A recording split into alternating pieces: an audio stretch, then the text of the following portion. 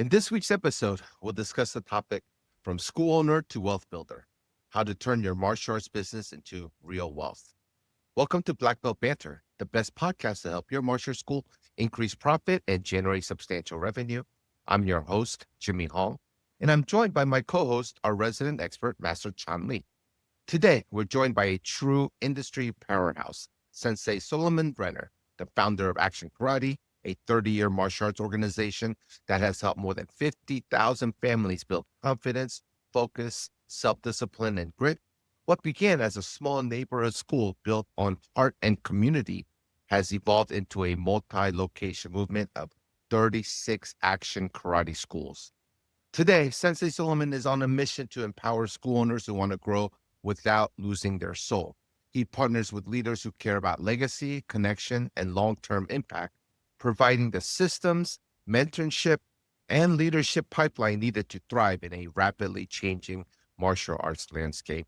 Welcome to the show, gentlemen, and our audience, fellow school owners, master instructors, senseis. Let me ask you something.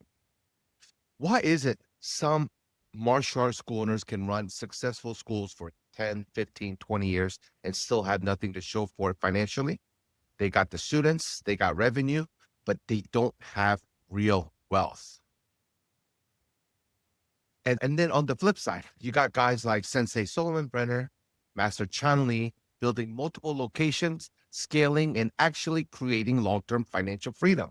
So what's the difference? Today, we're not just talking about how to make money in your school.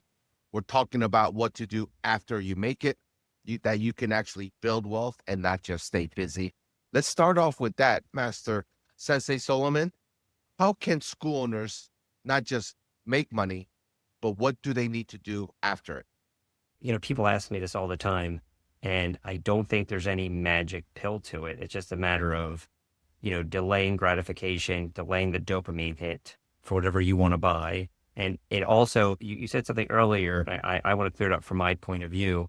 You said after they build their school. It's not after they build their school. It's if you can't save money when you're making $10,000 a month, you're not going to save money when you're making 20, 30, 40, 50, 60, 70, 80. It's not going to make any difference. I remember when we first opened, we would save $20 a week. That's what we saved, $20 a week. And you think, oh, that's nothing. Yeah, but it was the right habit of us doing it. So I don't think it's after. I think it's just a matter of it's having discipline. And that you also said something like why schools don't do it.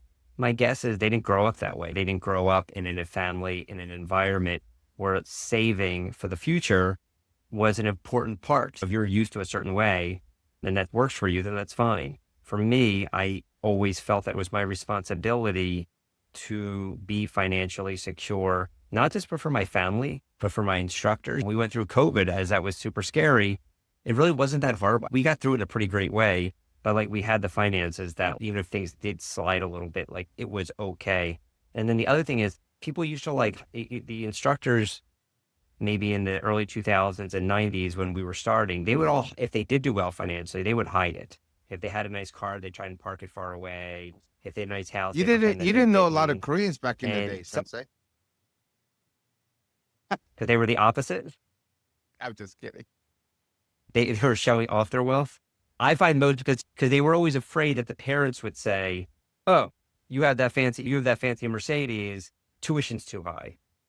And now what I believe is, if somebody says to me, oh, are you a millionaire? Like one of the students at class, of course. And then if a parent says it, don't you want the person teaching your child about discipline, has financial discipline? Obviously, I think it's exactly the same as the instructor that says, let me see you do 20 push-ups. And for a fact, they can't do any push-ups. I'm not saying that every instructor has to be good at push-ups, but I do believe every instructor should be on a health journey on their own where they're always trying to improve. Maybe they can't do as many push-ups as their most athletic student, but they can. It can't be like that super overweight guy who's standing there barking orders but can't do anything themselves. It's the same thing. All right, team, we got to have discipline. Okay, did you save any money this month? No, I didn't. I think it's our responsibility to our students, to our instructors, and of course to our own families to have that. I'll let Master Lee take over from here. That's a great point. My father is good friends with Grandmaster Chung Kim, who ran Taekwondo Times magazine and also built a lot of cool schools in Iowa. And my dad and I brought 30 or 40 students down to Davenport, Iowa. So we drove to Davenport, Iowa, small town. And I remember us sleeping in a hotel, and my dad goes, "Come back down. We got to," after the tournament, he goes, "Grandmaster Kim's taking us out to dinner." And I get out, I go in the car, and it's like this super small two-door Mitsubishi. I don't even know the brand, but it was like a really economy car, right? So I'm scrunched in the back, my dad's sitting in the front, and we go eat, and then we go back to the hotel. And I look at my dad, I'm like, "Dad, is Grandmaster Kim doing okay in life? Why is he driving such a funky car, right?" And my dad goes, "Yeah, he's doing really well. I mean, we're sleeping in his hotel. You know that, right?" And I went, "What? He owns the hotel?" He goes, "Yeah, he owns his hotel. He owns the buildings that his schools are in. And the guy has 8 schools in the area, and he owns all the 8 buildings." He goes, that's just the way he is." And early on, it taught me a life lesson and I think you and I talked about some of the top people that we know. They're like hidden ballers. They're quiet. I know Master Rigdon and Grandmaster Rowe, they did over 100 real estate transactions in a 5-year period. And the guy used to own a bank, a savings and loan bank. And no one knew that. They only knew him as the guy that owned 12 schools. So this is what I want to say. And Mr. Kovar said this to me. Sensei Kovar said this to me. He goes, "You will not get rich teaching martial arts." And I remember, I was like, "Then why the hell am I doing it?" And he goes, "What you do with the money once you do it that's going to make you wealthy." And it was like an early life lesson that I had with him. And I went, "Oh, that makes a lot of sense." And you're right. If a person isn't saving money when they're young, they're probably not the type of person that's going to do it later and so forth. And I'm guilty of it. In my 20s, I spent just a crazy amount of money on cars, and I was fast and furious before it was fast and furious. And the amount of money I wasted is just insane. But I made an early decision that whatever I'm going to invest in has to support what I'm doing. Right. So early on, it was like real estate, commercial real estate for my schools and so forth. I did, and it taught me some terrible lessons. I am not as heavily invested in stocks like I should be, because I lost money in the dot-com boom. I had a lot of money in the dot-com boom in the 2000s, there's 99 and 2000s, and just lost my shirt. And then I just stayed away, and I said, "You know what? I'm just going to stick with real estate," and so forth. So anyway, I believe that what you said, sir, is completely correct. And I think there's some great books out there. I think Master Jimmy Hong, you are the ultimate millionaire next door. I think you've read that book, and it completely changed the way you guys do things. And frankly, he's one of those friends you hang out with that'll never pick up the bill, but that's okay. I love you for who you are, and I don't mind picking up the bill. I'm definitely having him take me out to lunch.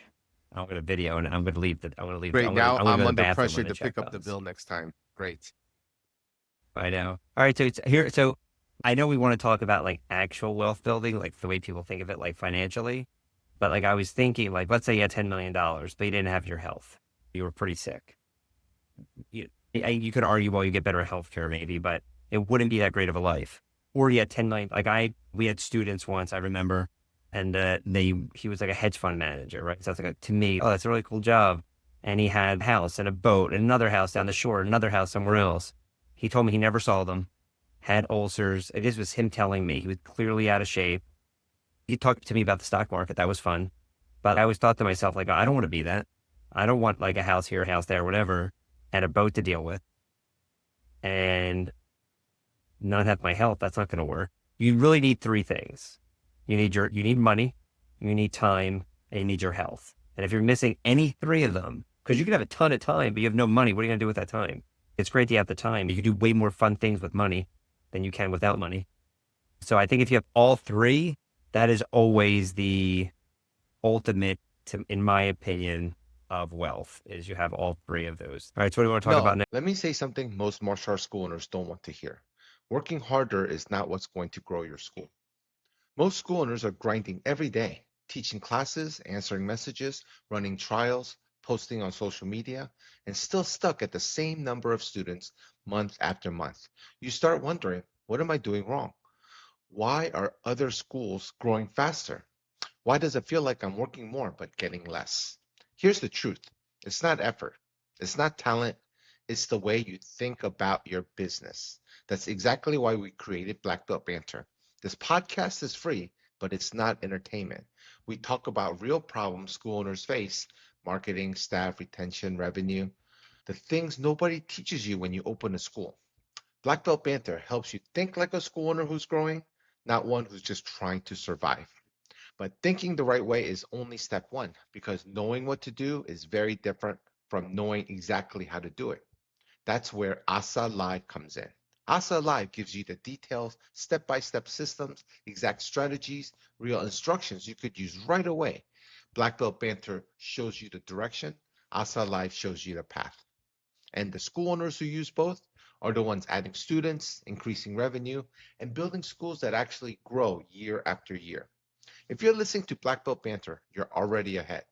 And when you're ready for the next level, register at asamartialarts.com/live, or simply click on the description below to get started. Because growth doesn't happen by accident. It happens when you think different and then execute. There. I have financial stability, wealth management is just something I'm passionate about. Um, and as I understand from the plight of the school owners, look, we're not, we don't work corporate. We don't have 401ks. We don't have percentage of our salary matched by our bosses, our company in 401 and savings and retirement funds and IRAs. So we have, no one's going to do that for us except ourselves. We have to do that.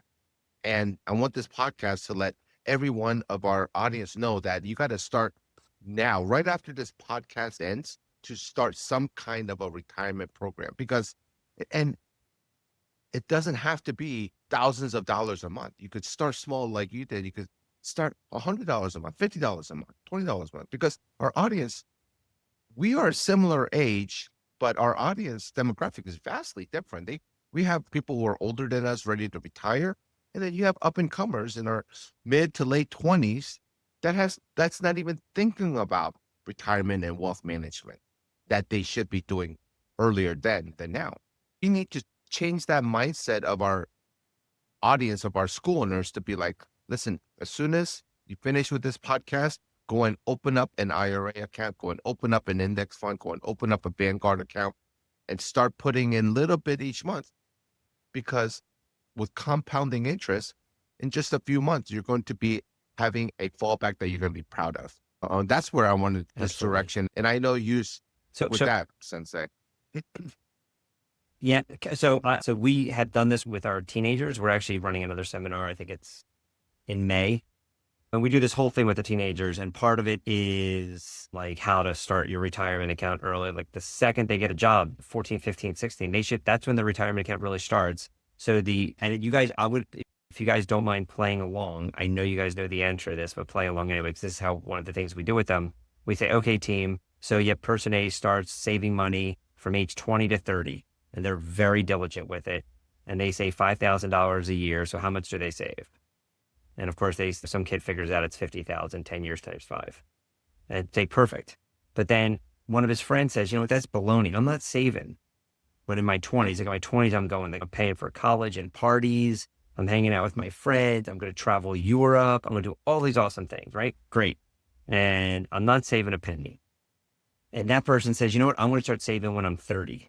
So that person starts saving at 30 and they save till they're 65. So how many years from 30 to 65?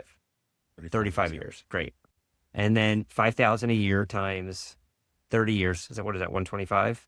So one saved 125, one saved 50. Is that right? Somebody's getting their calculator out. Maybe I'm wrong. And the first person says, oh, and by the way, the guy who saved, or the girl who saved 50, they stopped saving at 30. So 30, they started a family, they went to private school, like all these things happened. They just stopped saving and they were going on a nice vacation. So they stopped. So one saved 50. Is 125 the right answer, Master Lee? Yeah, 175. Okay, great. Yeah. As I was saying, I thought it sounded funny. So 175 to 50, right? So at age 65, who has more money? Of course, most people think the guy who started with who got saved 175, but that's not the case.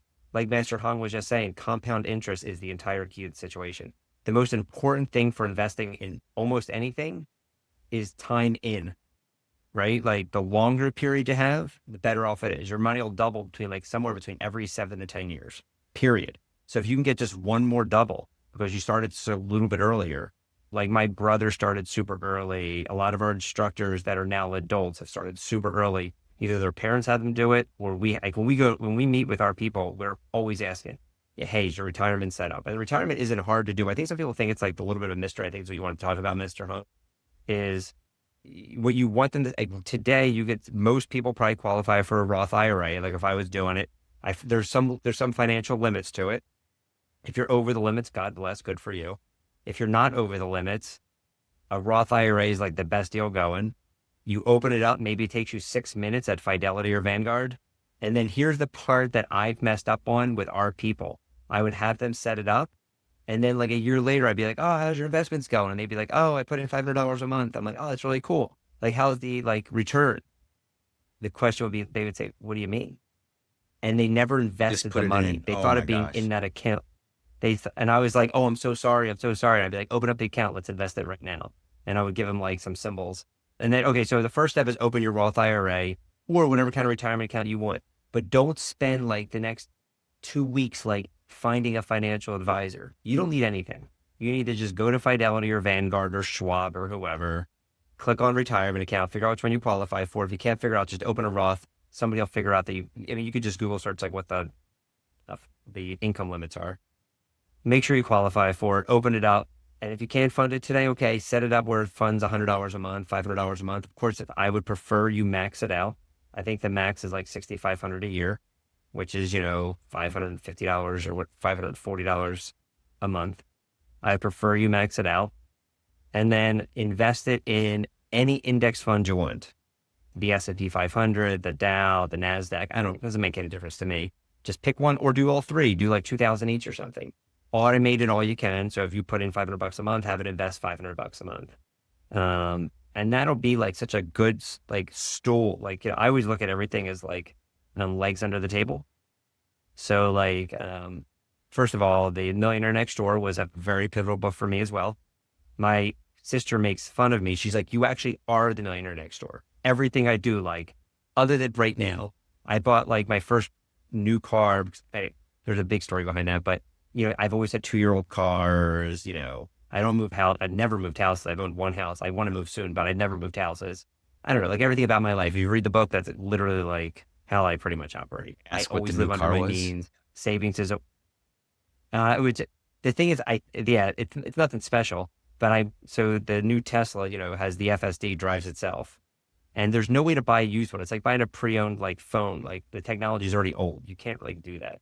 So I felt like that was my only option, was because the newest one was the one with the extra camera. And By the way, hardware. I don't drive anymore. The Tesla Auto Drive drives me everywhere, so I know exactly what you're talking about. Yeah. Uh-huh. If you look at I don't know if you do it or not, but if you look at the percentage, mine is over 98% of it driving. And the only time I ever drive is when I'm in the parking lot, because it's still relatively new and I don't want to get it bashed up. So I was parked far away, but it'll pick a spot closer, but I would take over and park wherever So I watch want. this. Jimmy Hong, Yeah. Yes. before Yes. the cars you've had before, what kind of car did you drive previously before the cars you have now? Before the car, I had the Volvo XC60, the Acadia, GMC Acadia. And how old were They were old, yes. Yeah, they were old. they? Were old. And then Correct. what two cars do you have now? I have Tesla Model Ys, yes. So Yeah, because I care about our environment. I don't want to be using finite amount no, you're of cheap. gas. You're cheap. How much is gas in California? $19 right now per gallon? It's Something only crazy like that? $9 and something in California. A Oh my gallon, gosh. right? Hold on. I think that the Tesla is just like an iPhone of cars, right? It's just insane as far as the technology. The self-driving is nobody else can do it. I'm excited to see Mercedes. Mercedes is coming out with their NVIDIA package. It's supposed to be very soon. I'm so excited to go test drive it. I won't get it because I already have this car, but anyway, the bigger question is, I would say for Master Hung, with all the things you just said, is if tomorrow the market fell or there's a catastrophe, God forbid, in his family, would he have the money to deal with it? And my obvious answer is he does. So all of that cheap car stuff is fine, but I bet the people that they say most people are like one medical problem away from bankruptcy. He's not, because he made other decisions and he didn't care about what kind of car he was driving. And now if he wants to buy a nice car, now they can enrich that. The other book besides The Millionaire Next Door, I think for me, was Rich Dad Poor Dad. The whole idea was buy assets that buy your toys, right? So you buy this building and then whatever money it throws off, that pays the lease or that pays for your car payment. And that would be the idea, is for you buy appreciating assets and then you have them pay for your Can I just add? toys. Can I just add? I would be in much better, even more of my wealth accumulation if it wasn't for my wife today. So I just wanted to point that out because I could I assume she doesn't listen to the podcast. in one episode, so I could talk as much as I want. I bet you if we wanted to go deep into therapy, I bet you we could figure out a way to make it where you come to the realization that she's actually helped you, because maybe you hyper saved because of her spending. And then, it actually helped you, where if she only spent a little bit, maybe you'd spend more to be worse. It's actually, you're absolutely correct, because if I would have gone through life my own, I would have bought just the cheapest thing, the lowest price, whatever. I have learned that there are times where you need to spend. And because I spend more, I've actually made money from that spending. There's a lot of truth to that, but yeah, I'm just kidding. And it's not the cheapest. It's what you value. It's what you value in your life. For me, it's safety and knowing that everything's going to be okay. Like a lot of bad things can happen and I'll be relatively okay. Like I can there won't be like a food problem. There won't be me driving around problem. It'll just be me being a sad problem. But can we go back? Can we go so anyway, just for anybody who doesn't know too much about IRA, Roth, and traditional IRA, can you explain why that's such an advantage for school owners or anybody in general? Sensei Solomon. Would you like me to do that, or would you like? And keep in mind, I'm not a financial advisor, so anything I share with you is my own opinion, and can't be used to be mad at me. But keep in mind, the market goes up and down. Over the last few weeks, it's gone down a lot, and I watched my values go down. Obviously, it makes me sad. But when it was up 16 or 19%, I'm also excited. So you live with a good day. Anyway, so a Roth IRA, there are income limits again, but you put the money in after taxes and you get it out tax-free when you eventually use it, when you're 55 or 65, whenever you use it. Maybe it's like 57 and a half now, whenever you're allowed to start taking it, but it is locked in until you're older. But you get it out tax-free, which if you run the numbers, it's a significantly huge advantage by getting it out tax-free. And then a more traditional IRA, and there's lots of programs, like a traditional one, you put it in before taxes, which it seems like you have more money, but then you pay on it just like you would earned income whenever you take the money out. So just like you pay taxes now on whatever you make, it's just like having income from that. In theory, what most people bank on is you're in a lower tax bracket then. I would hope you're in a higher tax bracket then. Why you would ever be in a lower tax bracket to me would seem silly and not ideal. You should be building. And once you're in the highest tax bracket, you're in the highest tax bracket. And hopefully you stay there for a long time because your assets are the ones paying you. And why would the assets go away? Like, yeah, you own the assets. They're your things, whether it's stocks, bonds, or buildings, or I don't do any crypto, but like whatever you're into. Gold, silver, bronze, platinum.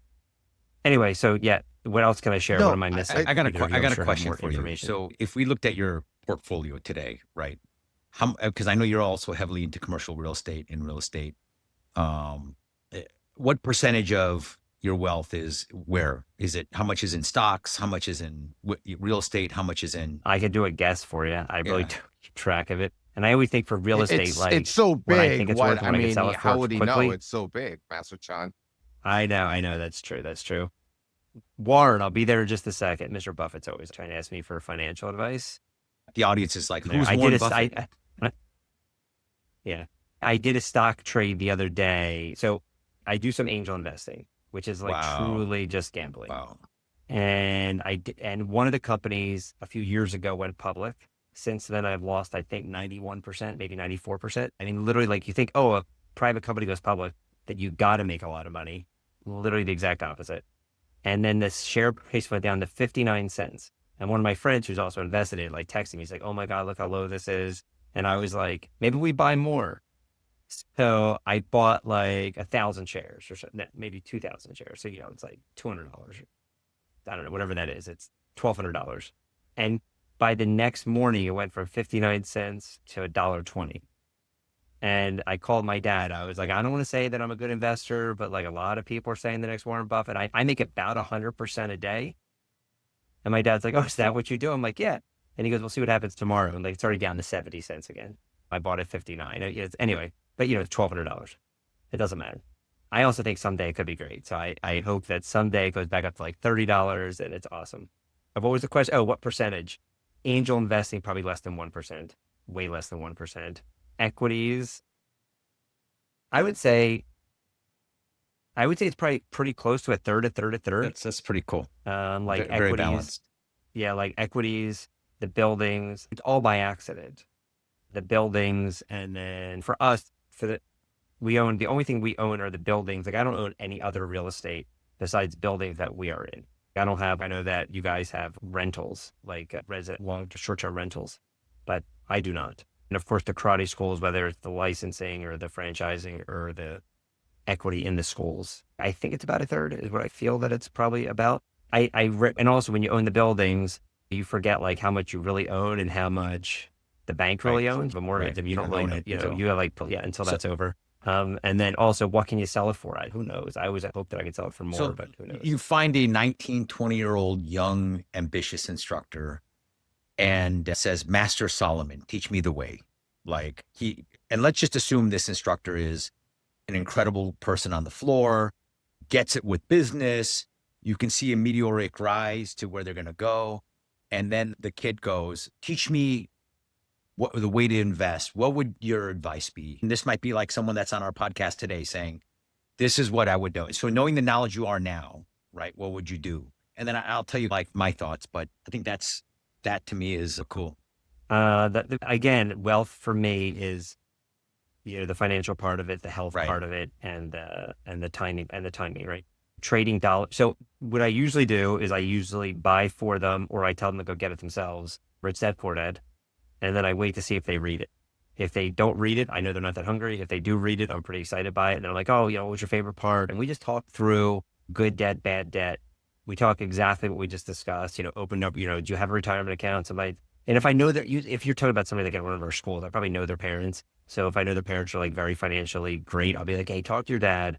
Here, talk to your mom. Here's what I'm sure they're doing anyway. I'm sure they have index funds. Go do whatever they're doing. And then I would call their parents and be like, hey, here's the advice I gave. If you think something different, please do whatever you want. I just want to, spark them along. And usually they're pretty excited by it. Oh, thank you. We told him the same thing, Wow. like he's got to get going here. And anyway, I'd give them Rich Dad, Poor Dad.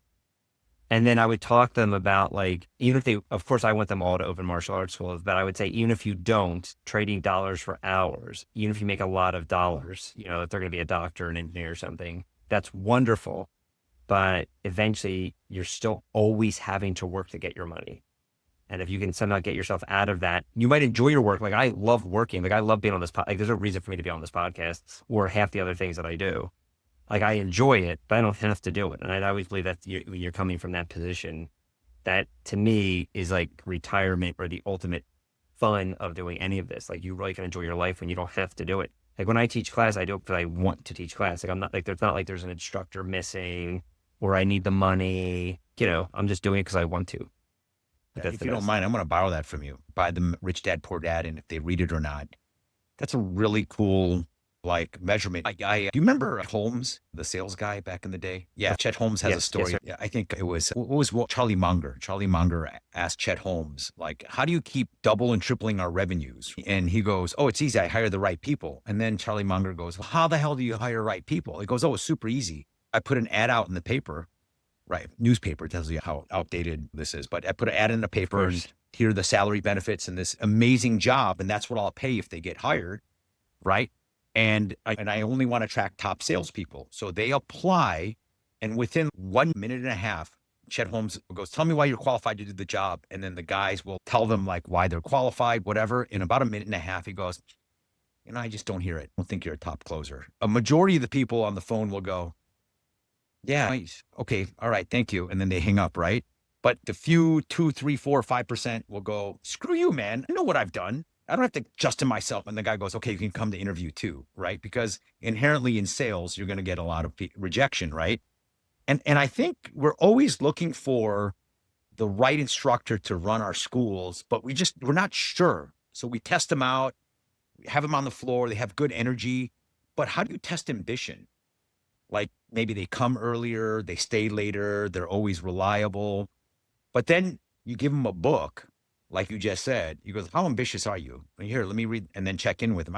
I'm telling you, I think that you just gave me some gold here. That's a really cool idea because I'm always Another thing you can use that I use all the time is my brother has a podcast with one of our instructors, and it's an instructor who he started with us when he was 5, but he opened a school when he was 19. And it goes through this whole argument that he had with his parents that they said, no, you have to go to college first. And he said, I could do both. And he's wildly successful now. He owns a super awesome. I'm so proud of this. He owns a school and his mother owns a school. wow. Separate schools. Yeah, it's pretty cool. And because she saw his success, by the way, she saw how he did and was like, she was a black belt also. And she was like, well, I can do this. Anyway, I give that podcast, like I'll just text them the podcast. And again, I watch to see if the next time I see them, I'll be like, oh, what'd you think? And if they look at the ground, they're like, oh, I didn't watch it. I'll give another chance. Like I'll be like, oh, go listen to it. Like, what are you waiting for? And sometimes I'll say things that are pretty strong, like, well, it's up to you. If you want to be wealthy and successful someday, you'll go listen to it. If you don't want to, you want to be an average person, do whatever you're doing. Right. And sometimes if I don't know them that well, I'll just be like, okay, whatever. But the ones that listen usually come back excited. And if you're talking about ambition, they'll come back talking to me about it. Like, I can't believe he did that. He was making more money than his professors, like his 3rd year of college. Like, yeah, I know. Yeah. Like, because he knew what he was doing and he was hustling every day. Yeah. We're supposed to be talking more about retirement. No, this is great. I know we always shift a little bit of gears, but I tell my instructors that a couple things. I'm not a financial expert or anything. I just follow the people that do. And Master Jimmy Hong here is, believe it or not, I get a lot of advice on investment and things like that because he is invested really well. And people don't realize he's semi-retired. He's just, in fact, I think he's fully retired because every time I call him, it's usually when he's eating.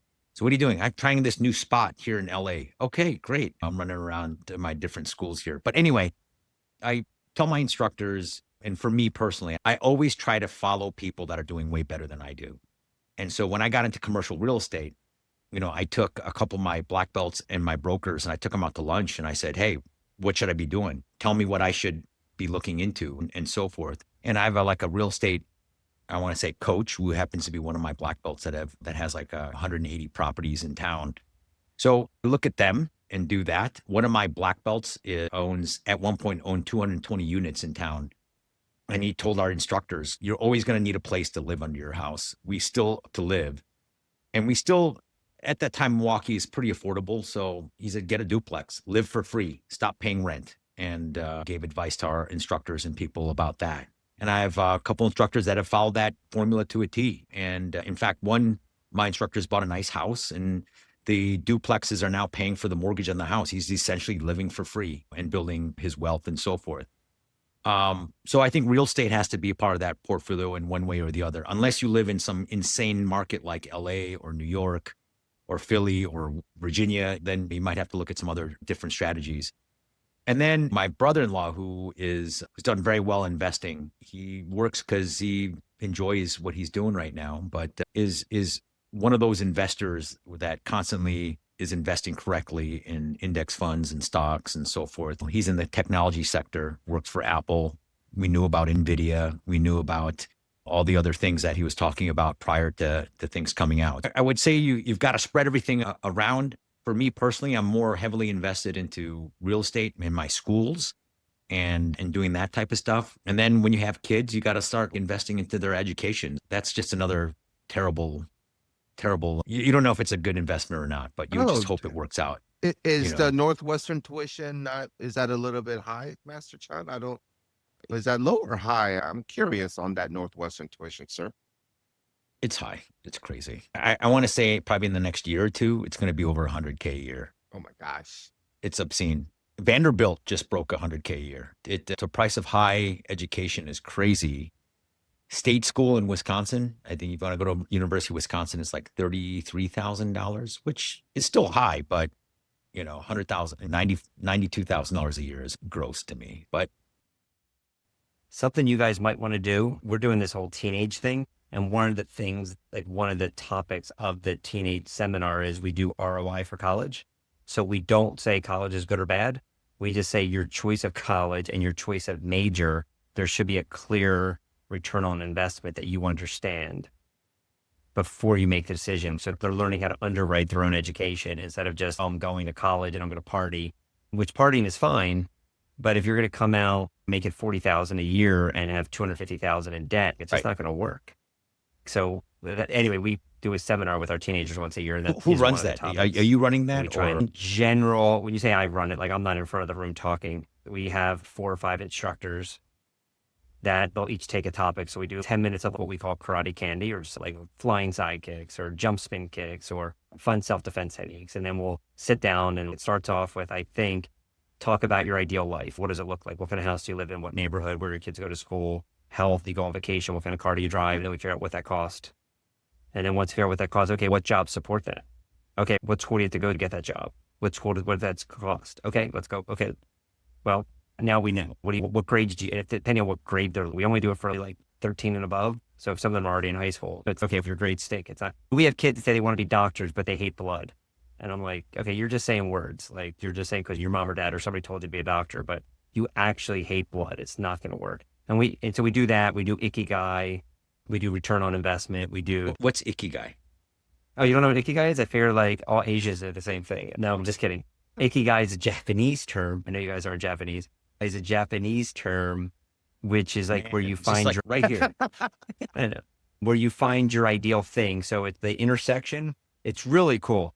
Ikigai is the intersection of what you like to do, and what you're very good at, the world needs, people are willing to pay for it, and people need it. It's like 5 things. And if you find that ideal, like I think for martial arts, like I truly believe for me, that is my Ikigai. Like I truly love it. People need it. I get paid to do it. It's like the idea. So I get to live my life every day like that. So whatever it would be for anybody, it doesn't matter what it is, but you have to find your Ikigai. So the idea is you're never really working. You're just doing what you love to do. And there might be some parts of it you don't love to do, but for the most part, you're doing what you like, and you can make good money doing it. And you live like this wonderful life. Very cool. Very cool. I really thought Ikigai was like dating advice. You know, Exactly. Yes. that's what I thought. I was like, oh, what's Ikigai? But I love that. Yeah, That is cool. The term, yeah, it's a really cool concept that we try and teach our teenagers. We try and teach everybody, but the teenagers, I feel, have the best shot of designing. And so the teenage seminars, like we say that like ordinary people, like their life just happens. We say martial artists design their life. They make a decision of what their life is going to be, and then they go and they get it done. And do your life by design, not by, whatever happens. You wake up and you're 40 years old and you're stuck. there's some intentionality to what they're doing. That's great. Yeah, no, I All woke right, I have a up. question for I woke up and I'm 50 and I'm stuck. So I understand that completely.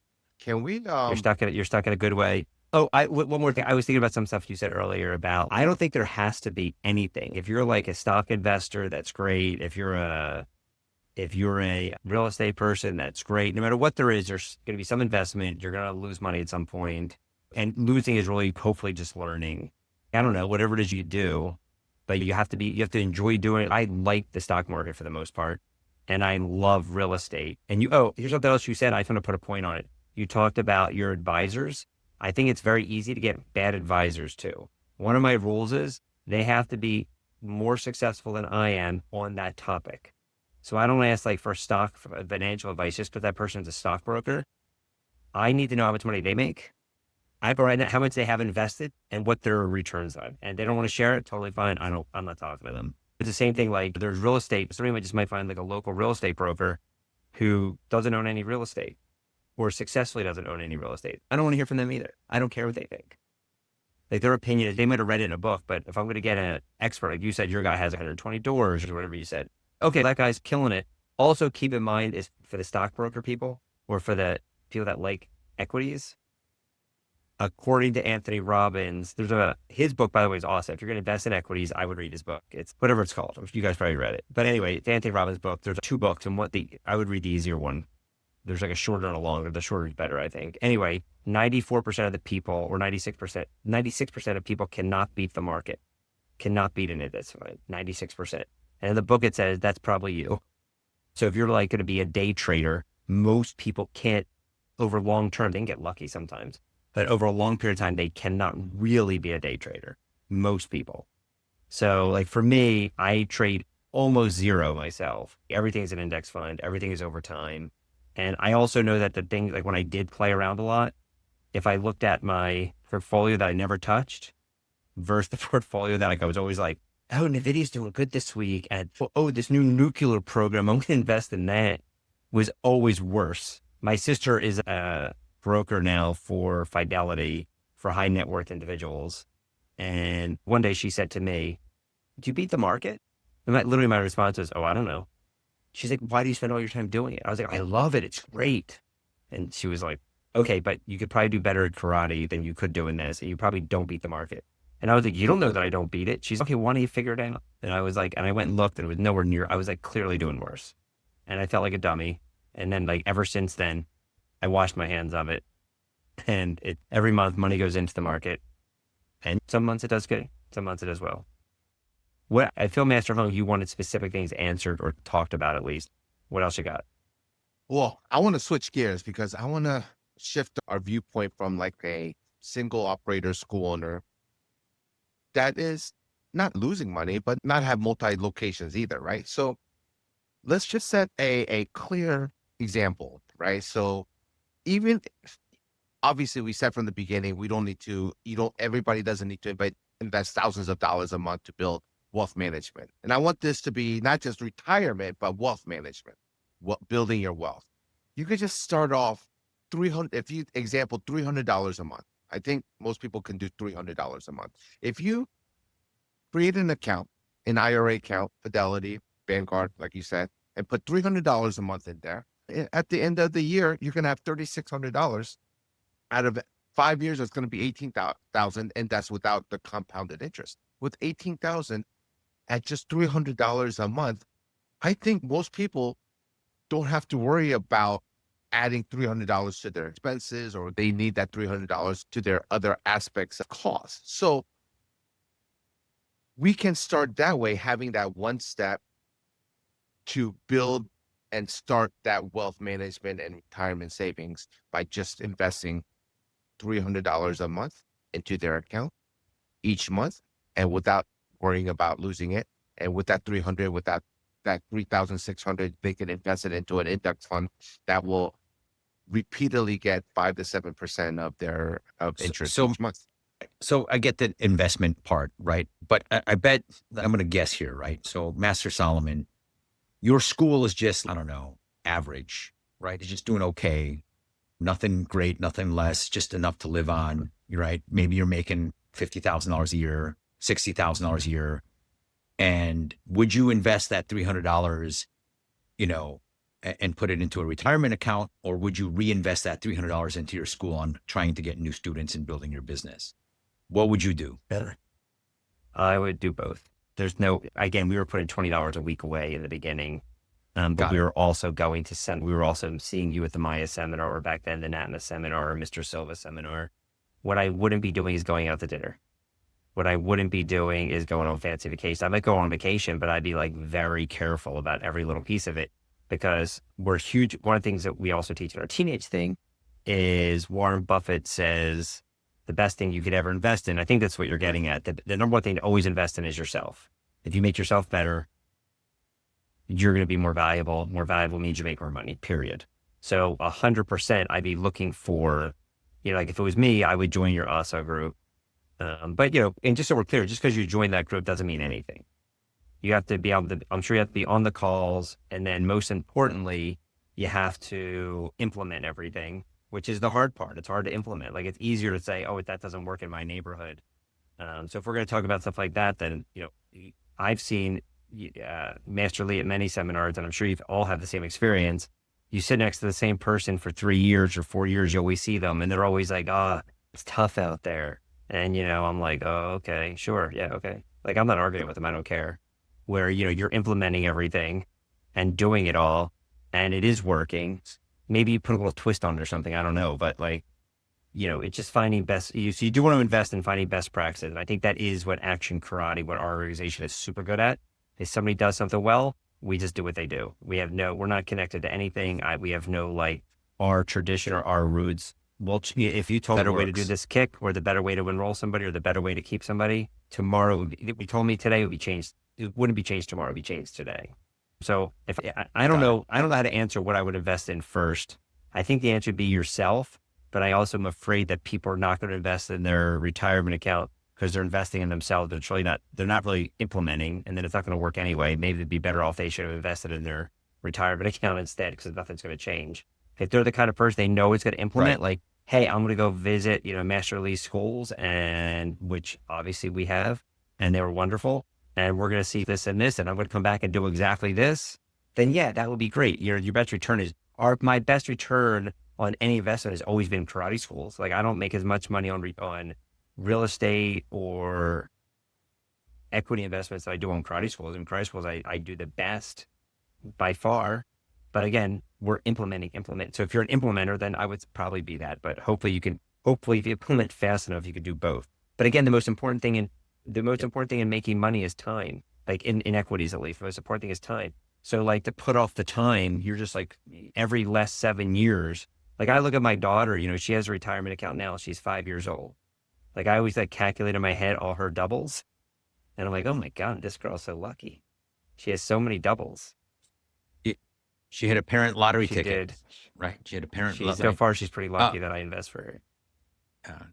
And here's my point. I'm not dissuading people to invest. I'm just saying, you're like, man, I got to put $1,000 away or whatever. And your school is struggling. You're probably better off reinvesting that into your school, and whether that be in marketing and finding the right marketing program that works for you, or better retail or whatever. I know a school owner, every time he hit a certain level of profit, he brought new swag into the school and new equipment for the students to buy. And he said, yeah, I just double my money and when I sell this stuff or whatever. And it was just a different take. I think you got to do everything. I just think if you're struggling a little bit, your immediate return is the work you do that makes you the most money, which is your business. However, Master Solomon, you're right. If you have the wrong mindset and you don't take immediate action, and you already have this closed mindset that says, it doesn't work, or I've tried it before, or birthday parties suck, or going to school systems doesn't work, we met them. And I think you've said that, and we'd run into the seminar and it's the same people. And they're like, man, you've been to 3 seminars and you're still struggling. What the hell's wrong with you? Yeah, it's just my area. And you're like, okay. And you and I are over that ilk. I can't fix stupid. I can't just try to sit here and try to convince you. And then they just tell me what they do really well. And I'm like, why the hell are you at the seminar? You should be learning from the guy that's trying to tell you what he's been doing, right?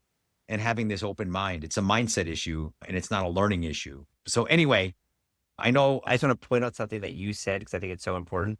You said, one thing you said is like, find like a good like marketing company to help you. Marketing is probably the most important thing that we do. There are no students without marketing.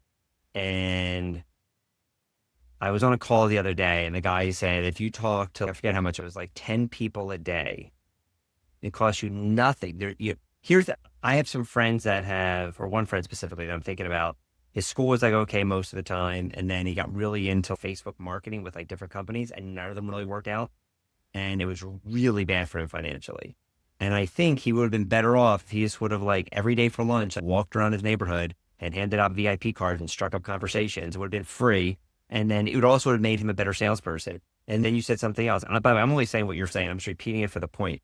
And then he would have said during class, hey, moms and dads, your child's birthday's coming up next month. We have 2 spots available. And then he looked up his report and found the people with the birthday parties and texted them, hey, I noticed your birthday's in 2 months. Do you have anything planned yet? All of that would have been free. And he could have done it during the day. It doesn't have to be during class. All of that could have been free. In fact, the birthday parties he's getting paid to do. That's really ludicrous. Without risking the money. Facebook marketing, I mean, from our point of view, used to be the greatest thing ever. It was like pretty simple. And then some of our schools now, amazing. It works all the time. Some of our schools, cricket's not a thing. We can spend $1,000 a month, $3,000 a month, doesn't matter. They get 0. They'll get 1 lead, not 1 student, 1 lead. Like a qualified lead. Somebody will come in, like 1. So that doesn't make any sense. But again, all the things so they don't have to pick and choose. They could just go talk to people. Oh, the other thing you said was school programs. Do the school programs properly. Do birthday parties. None of that costs any money. And go do what Master Hung wants and go put their money, their $300 in their retirement account. Like they don't have to. And here's the worst thing. When I hear people say, yeah, man, I'm going to work on that. I got to make up a plan. There's no plan. Today, you go talk to people. during class, you bring up the birthday parties. There's no planning it. There's just doing it. No.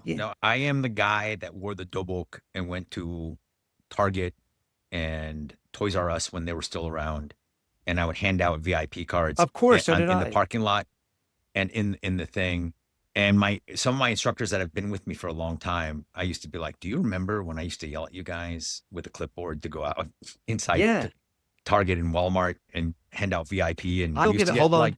Yesterday, I was at a restaurant. We take out every week we take out 2 schools to breakfast. On Thursdays, and normally there's not like a lot of kids in the restaurant because it's in the morning on a weekday, but there were 2 kids sitting at a table. I was very disappointed in my team. I asked 3 of them, "Do you have VIP cards?" None of them had them in their pockets. Either did I, to be fair, but I was aggravated with them. I took a napkin. I wrote 2 free weeks, action karate, the phone number, and I walked up to the table. I said, "I'm really sorry, I don't have any cards, but I saw you and your boys sitting here, and I wanted to give you guys a gift." The dad said, "Oh, thank you." I don't know whatever happens of it. But the point is, again, we didn't have VIP cards. We didn't have to get them printed. I wrote it on a napkin. And one of the reasons I do it is because it's the right thing to do. The other reason I do it is I want our instructors to see like me actually doing it. Like I'm not making it up. To see that 100%. Nobody cares. Like the dad wasn't like, "What are you bothering us for lunch today?" or whatever, for breakfast. The dad said, "Oh, thank you. I appreciate it." And that was like the end of it. I did the same thing a few weeks ago. So I was at one of our schools. We were having a little meeting. A mom walks by with her son. I pick up, it was in the school, so they had cards sitting there. So I picked up the flyer. I jogged out after the kid. I said to the mom, "Here you go." Within 5-6 minutes, they come walking in the school. "Hey, some guy," literally they said the word, "Some guy just gave me this card. Can we set up a lesson?" They set up a lesson. They enrolled 2 weeks later or something. But again, it doesn't cost anything. So people that aren't in their physical buildings, like I work from home, is nonsense. You should be in your building, I know this is the retirement, but this is what gets you to retirement. You should be in your building, lights on, doors open, because nobody's stopping at the school when the lights are off and the door's locked, right? But they see the door open, the lights are on. For our school, they tell them to play some music so you're not walking into this like quiet, weird place and you're uneasy. And then when you go out to lunch, you should shop. Even if you don't live in the neighborhood your school is, you should do like your grocery shopping in that neyborhood. You should try and go out to dinner. If you're going out to dinner, you should try and go out in that neighborhood so you get to know everybody. And then when you're at the restaurant, you walk around, hand out flyers. If it was like a new school, it wouldn't just be tables with kids. It'd be anybody that I thought could possibly take karate. I would walk around and go, "Here you go, guys. Here's a little gift. Here's a little gift." The waiter, I'd call the manager over. Anyway, all this is free. So as far as retirement goes, this is what you do to retire. So let me give you, how many cards and VIP passes and gift cards do you hand out in a week, you think? Me personally, not many, maybe less than 1. I don't go anywhere anymore. Like I pretty much stay at my house and I go golfing a lot. But back in the heyday. I shouldn't say that's true. Anywhere I do make conversation, I do write on people's stuff. So any opportunity that I see, I 100% do, but I really don't go out that much anymore. I'm mostly home with my daughter all the time. I do talk karate up to like our activity people. Back in the heyday, we do flyers like in mailboxes. I know that's not, you're not supposed to do that. Or on cars every single day, Monday through Sunday. That's 7 days a week, not some days. We would do it anywhere, like during the day, ideally, but there were times where my business partner worked as a waitress and I'd wait for her to get off of work at 11. We would go do flyers at 1 a.m., not an exaggeration. Whatever it took, it didn't matter. Like it was Friday night, we'd stand outside the Blockbuster Video and we'd have a little, TV with like, some cool guys doing, Taekwondo. We don't do Taekwondo, but you guys look cool kicking and doing like flips and breaking boards, on a VHS videotape. And I'd stand there and everybody walked in. I'd be like, "Oh, did you ever think about doing martial arts for yourself or someone else?" It was the exact same script every single time. And I'd try and strike up a conversation. If they even blinked it or breathed in my direction, I'd be like, "Oh, wait, brand new class is actually starting next week. On Tuesday or Thursday, what's best for you?" We'd set up some lessons. The script is the same. Of course, it's all the same because sales are sales. There's no difference. So anyway, that was every single day after class on Friday night. Again, we'd go to the video store, West Coast Video or Blockbuster, or the local one, or a pizza shop. During the day, we'd be set up in front of, on a Saturday afternoon, we'd set up in front of a hair cuttery, whether they want us to or not, supermarket. You get calls all the time. People are mad at us for putting flyers in their cars. When they called, I'd be like, "I am so sorry. I told those kids not to do it. But can I please give you a free month of martial arts as a way of apologizing?" Oh, that's a good one. Love it. whatever. So let's say your school is now doing better. You did all this stuff, right? You're taking home There's no 10 grand a past month. tense. There's no past tense. Just because I did it doesn't mean I still have to do it, or else it's going to fall backwards. So I'm talking about like the school owner that's listening, and he did everything you did on this podcast, and now he's, man, I'm taking 10 grand a month. I'm buying a Rolex. I'm buying a new whip. I'm doing all this stuff. What would you say to him? Would you say put 70%, you could do whatever you want with it. 30%, put it the 10-10-10 rule. What would you tell him to do? I wouldn't tell them anything truly. I would ask them what they want. I would ask them to work backwards. What they want. I would say how much money you're going to need to live. Times that by when you want to retire. We all know either people that are martial artists that their bodies are just broken and it's hard for them to stand, but they have to teach class because that's how they make their money, and that's that. And it's a little sad. Where I used to make jokes about, oh, if you enjoy working at Walmart, have a blast. Don't save your money. Anyway, what I would do is I'd work backwards. I wouldn't tell them anything. I would only ask questions. I would say, so the formula that I share is I want to make 100,000. I can live on 100 grand a year, they say. I'd say great before or after taxes. Let's just say it's before because it's easier.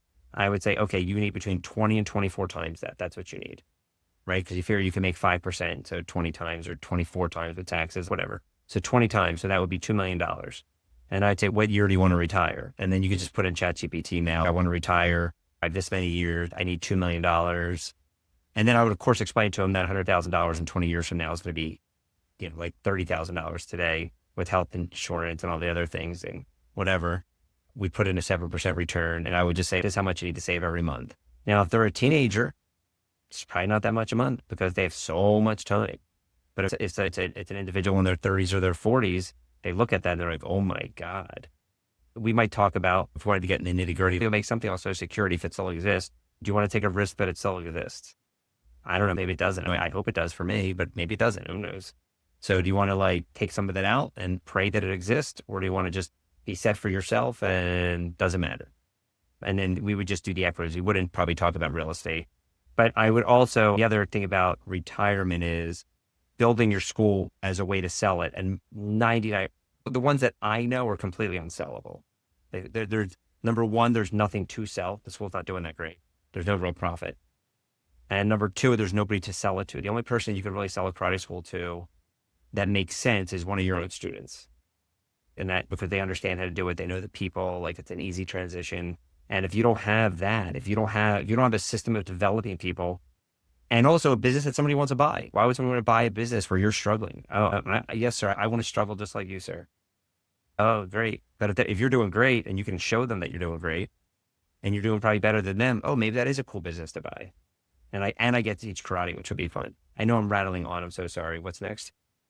No, these are all great points people are thinking about where they go, yeah, my martial arts school is my retirement, and they show them the profit and loss and what's the first thing they're going to look at? Your tax return, your business tax returns and whatever. And it doesn't show anything. Then, how can you value that? You know what I mean? And I think, I know I recently have heard some martial arts schools selling to private equity. The creme de la creme, the ones that are selling the creme de la creme, Right. they're the best ones.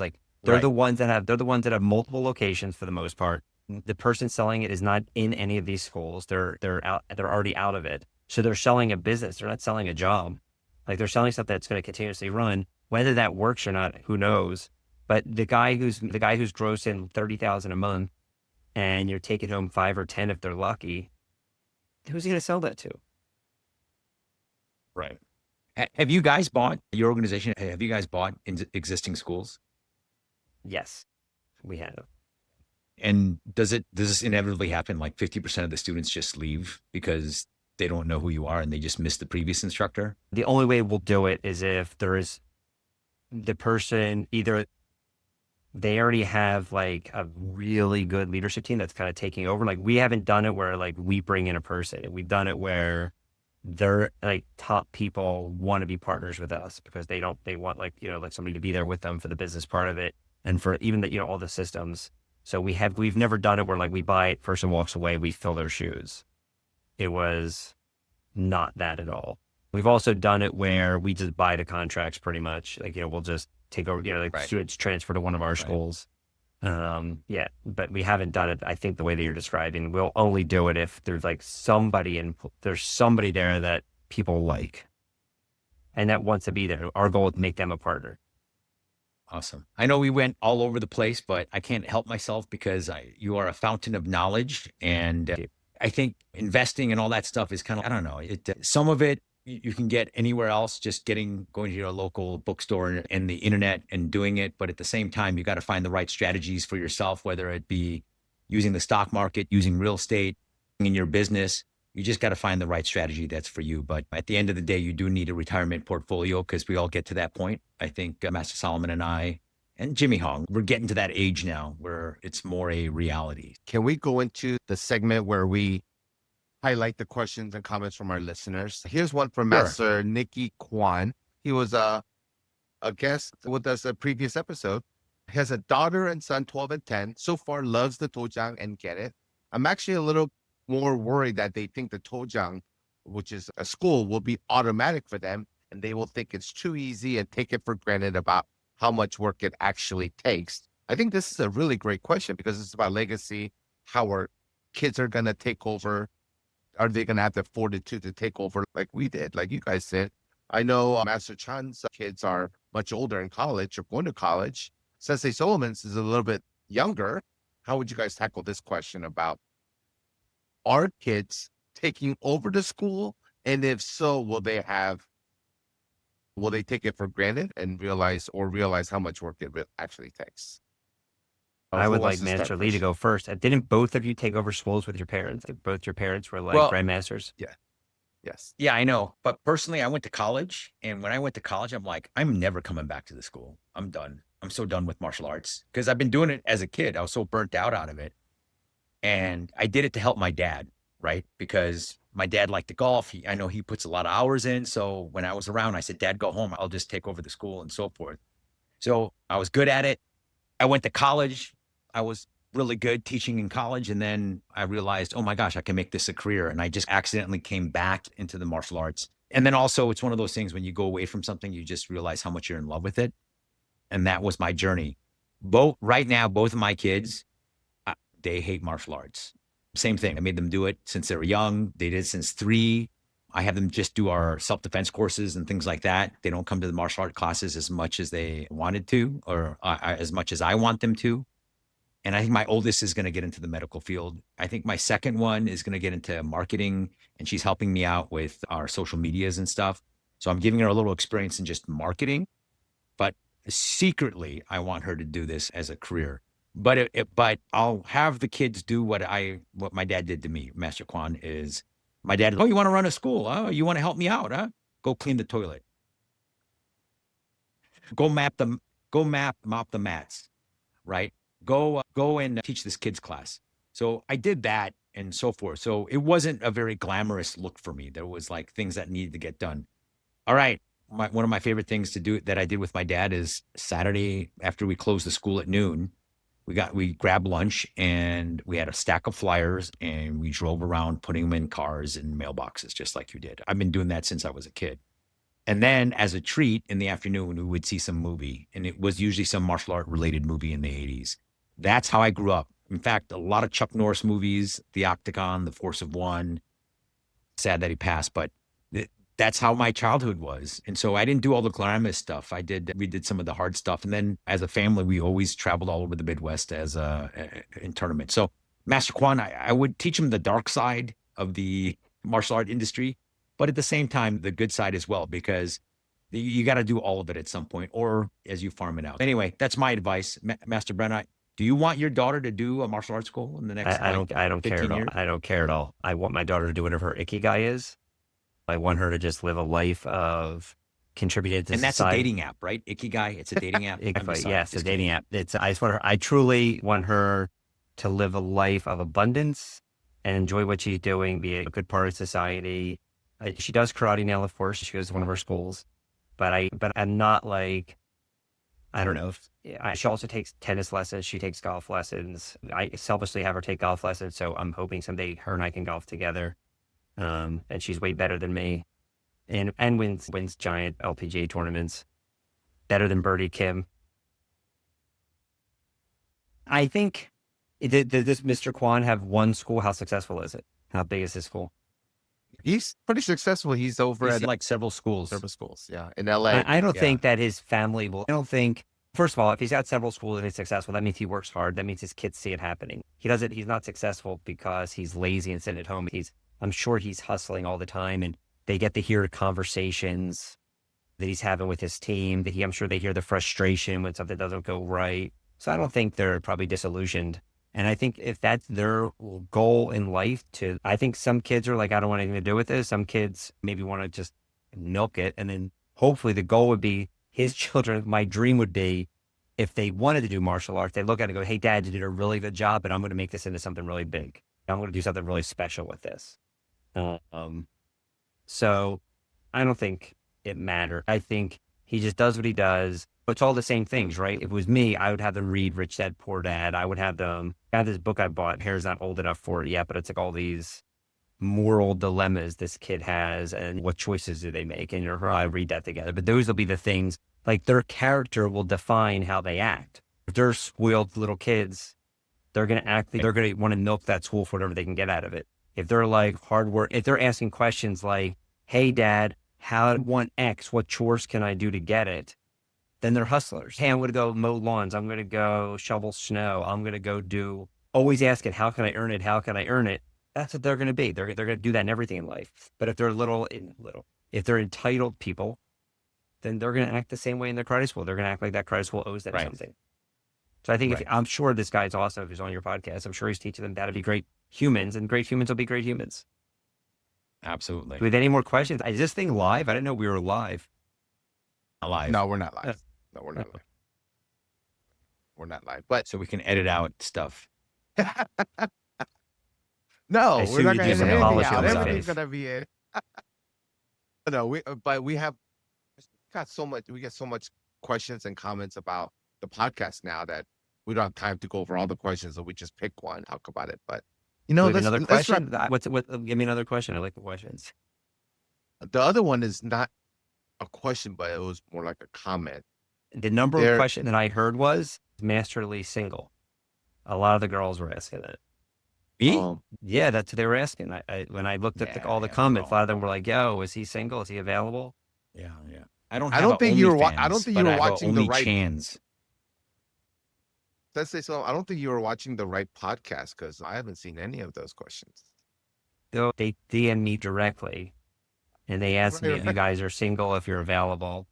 And I always say, this is exactly why we don't do things live. This is the exact reason. I'm not going to edit this out. Okay. No. You shouldn't edit this out. It's true. And then if your wives see it, they'll know that they need to stay strong because you have a lot of options. Right. Unlike Master Lee's, my wife doesn't watch this episode, so I'm in the clear. It's Master Chan Lee that's going to be in trouble. Okay. All right, guys. Does he watch these episodes? I don't think so. I don't know. I don't even know if she knows that this is even going on.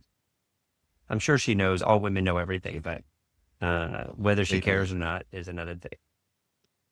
A huge thank you to Sensei Solomon Brenner and Master Chan Lee for coming on and really breaking this down, because this is a topic most school owners don't spend enough time thinking about. It's not just about making money in your school. It's about what you do after. And there's a difference between staying busy and actually building something that gives you a long-term freedom. If you got value from this episode, make sure you subscribe and leave us a review and share this with another school owner who needs to hear it. And as always, if you want help, not just understanding this, but actually implementing strategies inside your school, check out ASA Live at asamartialarts.com/live. We'll see you guys in the next episode.